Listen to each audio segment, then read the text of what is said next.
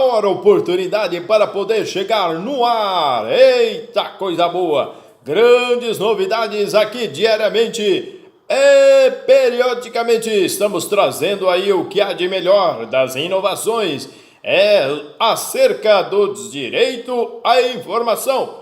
Vamos comentar artigo por artigo na Constituição Federal, nossa mãezinha constitucional. Vamos aí somar, multiplicar e acrescentar. Ei, mete o dedo logo abaixo, se inscrevendo e fortalecendo. Manda bala, manda ver. Vamos que vamos acerca do seu direito à informação. Exatamente o que você ouviu. Vamos aí. Agora, ao seu direito, vamos à continuidade do artigo 5º no caput da Constituição.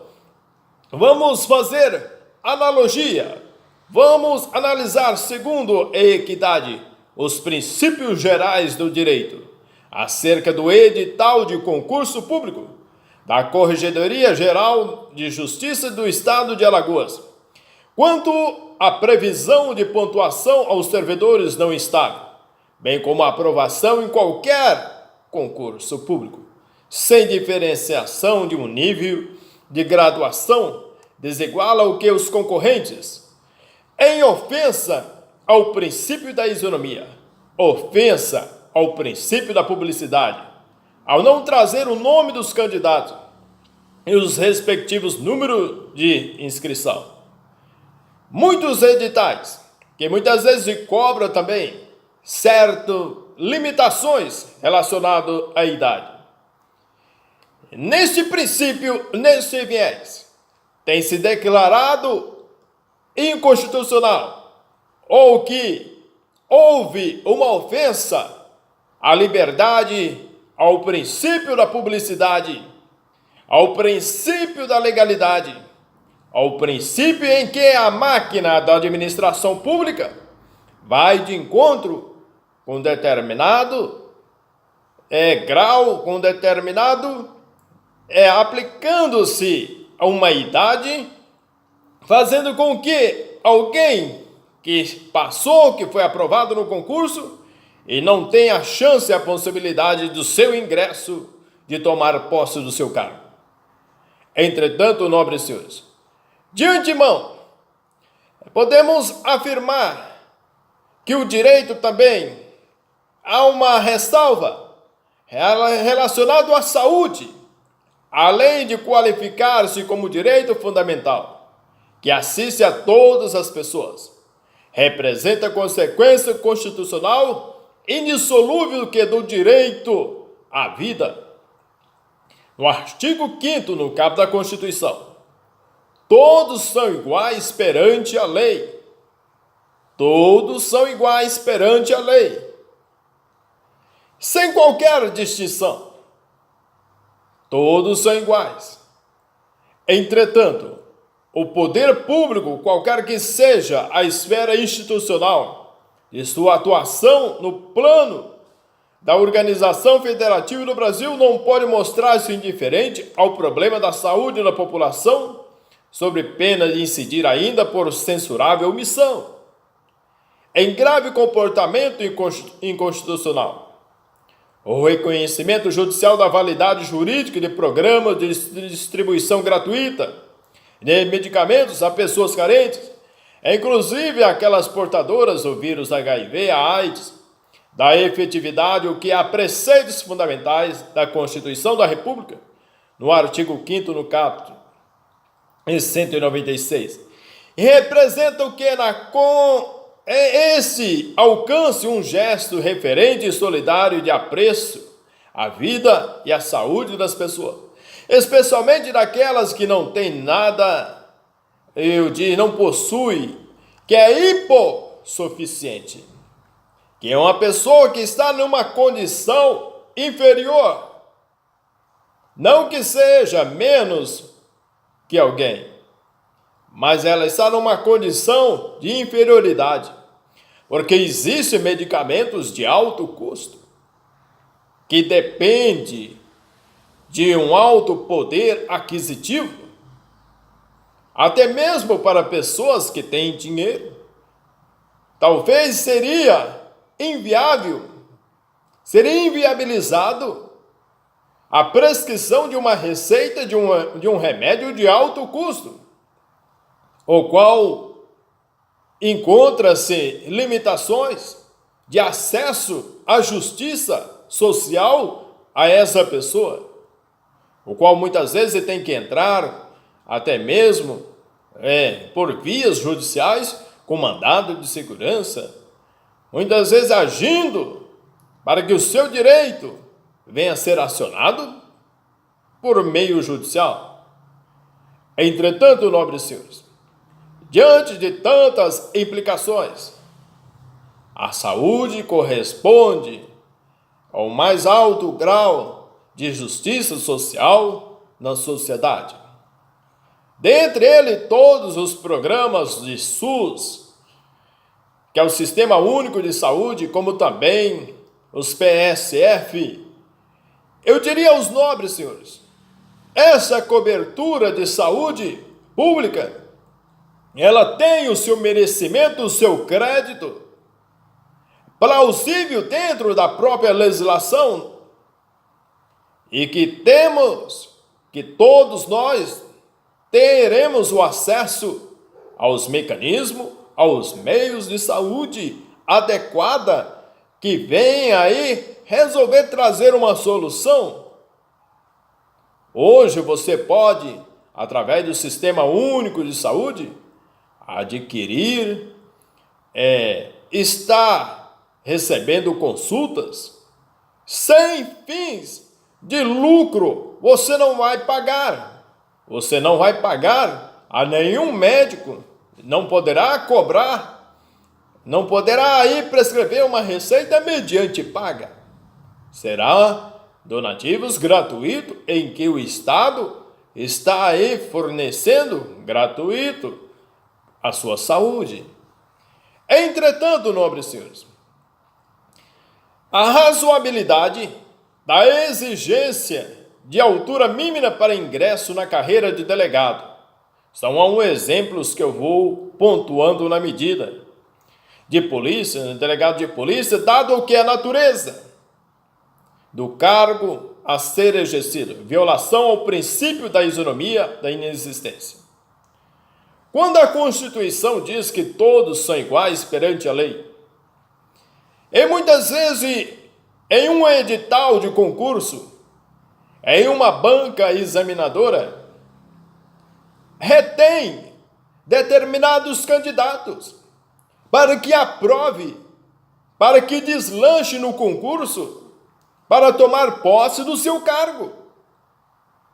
Muitas vezes dentro daquele período em que o próprio edital está falando, você poderá reclamar do seu concurso, que você foi aprovado dentro daquele prazo. Se você deixar expirar o prazo, será inviável.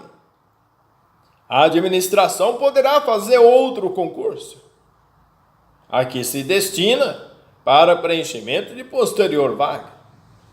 Mas você pode reclamar na justiça, perante a justiça, contra a violação do princípio da isonomia, que todos são iguais, perante a lei sem distinção. Entretanto, nobres senhores, os direitos e garantias individuais não têm caráter absoluto. Absoluto, somente Deus. Mas, de forma relativando o direito, não há no sistema constitucional brasileiro direitos e garantias que se revistam de caráter absoluto. Entretanto, senhores, relacionado ao concurso público, o fator altura, caso, por exemplo, a sintonia da exigência no que vai implicar o que fator de tratamento diferenciado com a função a ser exercida. No âmbito da polícia, fator de tratamento diferenciado com a função. No qual, por exemplo, no âmbito da polícia, ao contrário do que ocorre com o agente em si, não se tem como constitucional a exigência de altura mínima considerado que homens e mulheres, de 1,60 m para habilitação ao cargo de escrivão, cuja natureza é estritamente escriturária. Muito embora, senhores, esse nível elevado de altura. De antemão, senhores, você já ouviu alguém que foi impedido e foi dispensado porque a sua altura não corresponde ao que está no edital, o que está dentro de um posicionamento de um edital. E diante esta expectativa de mérito, de direito, que é uma expectativa de direito, mas que houve a aprovação. Diante essa situação, fere ao princípio da igualdade, ao princípio da legalidade, ao princípio da proporcionalidade. Muitos princípios são atingidos, mas para cargos administrativos há possibilidade dessa pessoa assumir independente de altura. Não, por exemplo, que seja portadora de nanismo. Hoje, até mesmo quem é portador de nanismo são pessoas de baixa estatura. Eles têm direitos. Mesmo aquelas pessoas que têm, eu diria aos senhores, uma coluna na sua vértebra, da sua coluna, muitas vezes saudável, encontra muitas vezes dificuldades para trabalhar, muitas vezes. Dirá uma pessoa portadora de nanismo, que já carrega uma consequência, muitas vezes, no próprio corpo, e que não consegue, muitas vezes, desenvolver o mesmo trabalho. Mas não que será ali aquela pessoa portadora de nanismo, será indeferido, ou será desprezada ou menosprezada do trabalho. Se ela quer trabalhar, ela tem essa possibilidade de trabalhar. Ela tem essa possibilidade. Se ela também quiser aposentar para efeitos previdenciários, pessoas portadoras de nanismo são consideradas também deficientes, acima de 1,50 m, 1,40 m. Há essa viabilidade dependendo aí do laudo, do critério do médico, que vai aí trazer essa ressalva, dizer se essa pessoa que é portadora de nanismo, se há possibilidade dela futuramente, quem sabe, aposentar e ter direito também de preferência em concursos. Entretanto, senhores, ao recorrente, por não ser francês, não obstante trabalhar para a empresa francesa no Brasil, não foi aplicado o estatuto do pessoal da empresa, que concede vantagem aos empregados, cuja aplicabilidade seria restrita ao empregado de nacionalidade francesa, ofensa ao princípio da igualdade. Entretanto, a discriminação que se baseia em atributos, qualidade, nota intrínseca ou extrínseca do indivíduo, como o sexo, a raça, a nacionalidade, o credo religioso, é inconstitucional.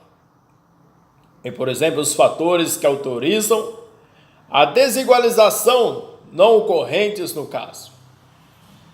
Muitas empresas exigem candidatos para o ingresso em determinados cargos ou a todos os cargos da empresa, traçando um limite de idade, digamos, entre 18 até os seus 35 anos. Qual é a constitucionalidade? Qual é a legalidade desse tipo de contratação que exige determinado tipo de idade? Entre 18 e 35 anos. Como que vai ficar acima de 40? Como vão ficar a terceira idade Se existem ressalvas para que essas pessoas possam contribuir mais com a Previdência Social, se não tem porta aberta para essa pessoa trabalhar. Diante de tamanhas consequências devastadoras, isso implica em responsabilidade para a empresa. Isso implica, sim, responsabilidade para a empresa. E de antemão, senhores, estou aberto aqui à sua dúvida, à sua complementariedade. E veja bem, senhores, que diante dessas discussões e diante desse debate aqui, estamos trazendo assuntos e argumentos. Eu diria que a empresa que venha responsabilizar, que venha trazer uma negativa diante de tais fatos, é plausível que você questione também. É plausível que você também reclame dos seus direitos. Entretanto, senhores, enquanto os direitos da primeira geração, chamados de direitos civis e políticos, que compreende as liberdades clássicas, negativas ou formais, realça o princípio da liberdade, e os direitos de segunda geração, direitos econômicos, sociais e culturais, que se identificam com a liberdade positivas, reais ou concretas. Acentua-se o princípio da igualdade e os direitos de terceira geração que materializam poderes de titularidade e coletiva atribuídos genericamente a todas as formações sociais.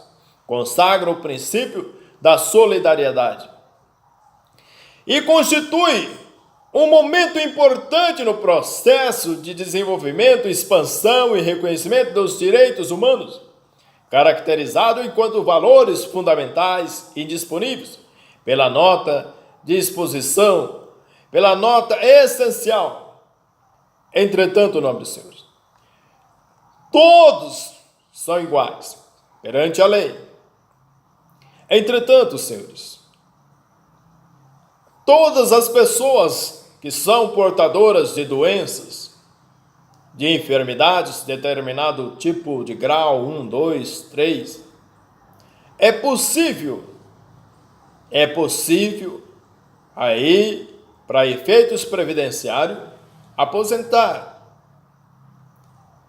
É possível, depois de uma avaliação técnica, ser examinado, toda aquela parte burocrática. Tanto as portadores de nanismos, deficientes e outros tipos de pessoas. Sem discriminação, sem preconceito, obedecendo aí o princípio da razoabilidade. Entre mentes, senhores, o princípio da isonomia que se reveste de auto-aplicabilidade não é enquanto postulado fundamental da nossa ordem política e jurídica, suscetível de regulamentação ou de complementação normativa. Esse princípio, cuja observância vincula incondicionalmente todas as manifestações do poder público, deve ser considerado em sua precípua função de obstar o que? Discriminações e distinguir privilégios, sob duplo aspecto, o da igualdade na lei, o da desigualdade perante a lei.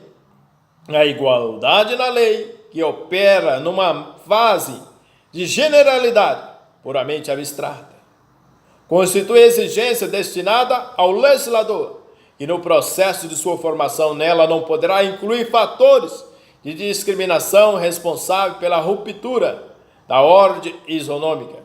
A igualdade perante a lei, contudo, é um pressuposto de lei já elaborada, traduz em posição destinada aos demais poderes estatais, que na aplicação da norma legal não poderão subordiná-las a critérios que ensejem tratamento seletivo ou discriminatório.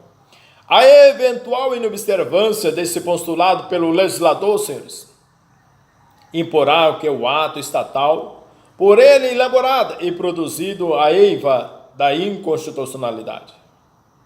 Existem mecanismos em que a própria administração pública que eu declara que será inconstitucional, quando priva-se o seu direito, você sabendo da sua aprovação, da sua convicção que você está apto a exercer aquela atividade, você é impedido, é menosprezado, é desprezado. E nessa situação aparente que se você se encontra, você deverá buscar o seu direito, a sua isonomia jurídica. Você tem direito. Entretanto, nobres senhores, o inciso 1, o artigo 5º, homens e mulheres são iguais em direitos e obrigações, nos termos desta Constituição. Homens e mulheres, bem-vindos ao coração do Brasil, homens e mulheres, cidadãos e cidadãs. No tocante, senhores, à violência doméstica, há de considerar-se que a necessidade da intervenção estatal. No caso presente, não bastasse a situação de notória desigualdade, considerada o que a mulher, o aspecto suficiente, e legitimar o necessário tratamento normativo desigual, tem-se como base para assim se proceder à dignidade da pessoa humana. O poder estatal, em muitos casos, tem que interferir na família, relacionado à violência doméstica. Até mesmo em áreas de cunho sexual, o poder estatal tem que exercer a sua influência da sua própria pessoa. Essa influência não é mera influência, a própria pessoa do Estado terá que agir. Entretanto, o artigo 1º, inciso 3º, direito fundamental da igualdade, e essa previsão pedagógica, segundo a qual a lei punirá qualquer discriminação atentatória dos direitos e liberdades fundamentais. Entretanto, senhores, a lei é representada pela Lei 11.340, chamada de Maria da Penha, elevada à expressão da busca das mulheres brasileiras por igual consideração e respeito. Protege o quê? A dignidade da mulher nos múltiplos aspectos, não somente como um atributo inato, mas como fruto da construção realmente livre da própria personalidade. Contribui como passos largos ou contínuo caminhar destinado a assegurar condições mínimas para o amplo desenvolvimento da identidade do gênero feminino. A mulher hoje moderna, ela é diferente da mulher de antigamente. A mulher antiga, eu diria no aspecto remoto anterior à nossa época, era uma mulher que vivia enquartada, só no quarto. E muitas vezes o homem, ele tinha o poder de vida e morte, tanto para a mulher como para os próprios filhos. Ele tinha o poder. A criança que era criança não era visto como criança. Mas foi necessário o poder estatal em implementar, colocar uma solução adequada para o caso. Muitas mulheres não poderiam trabalhar, não poderiam estudar, não poderiam exercer os seus direitos. E hoje temos visto muitas mulheres que têm os seus direitos respeitados. Os seus direitos têm sido apreciados pela Constituição Federal, nossa mãezinha constitucional. Mas embora mesmo diante de tamanhas circunstâncias, percebemos adversidades contrárias em que a violência tem chegado a muitos lares brasileiros, tem destruído, desintegrado a família, ao ponto que homens estão matando as mulheres. E esse número é recorrente, cada dia parece que tem causado uma alimentação como se fosse uma pilha. Tem causado aí essa fragmentação da própria estrutura do vínculo familiar, quando é ameaçado, quando esse é manipulado, quando esses estão envolvidos em um cenário de discussão, de enfrentamento, ao ponto de destruírem ou de autodestruírem, no caso de que se levam até mesmo ao suicídio. Entretanto, nobres senhores, a violência doméstica, o qual a Lei 11.340 de 2006 surge sob o ângulo do tratamento diferenciado entre os gêneros, mulher e homem, harmônica como a Constituição nos afirma, no que é necessário que a proteção antes, a peculiaridade física, moral da mulher e a cultura. Hoje a mulher brasileira ela é dotada de cultura. Ela pode sair, estudar, pode trabalhar, pode se arrumar, pode andar na moda, ser feliz. Ela tem participação ativa na política, na religião, nos meios sociais de comunicação. A sua presença é marcante em todas as áreas. Hoje, até mesmo no seio religioso, as mulheres antigamente não poderiam nem sequer conversar na porta da igreja. Hoje já tem caído essa tese, esse paradigma. Hoje, homens e mulheres podem até sentar um ao lado dos outros. Não há uma divisão. Existe ainda algumas denominações que ainda persistem nessa ideia que homens e mulheres não podem sentar uns ao lado do outro. Entretanto, senhores, o inciso 1 do artigo 100 do CPC, com a redação dada pela Lei 6.515 de 77, foi recepcionado pela Constituição de 88. O foro especial para a mulher nas ações de separação judicial e de conversão de separação judicial em divórcio não ofende o princípio da isonomia entre homens e mulheres ou da igualdade entre os cônjuges. Entretanto, senhor, a separação, o divórcio hoje, ele pode ser consensual, pode não ser consensual, pode ser extrajudicial, se desfazer na mesma hora lá no cartório, desde que não haja filhos menores, pode ser por via judicial, com todos os efeitos, no caso de preservação, no caso de o melhor interesse da criança, será feito e realizado o divórcio em cartório. O divórcio hoje ele é mais rápido, mais célere, são melhor para a adequação da sociedade.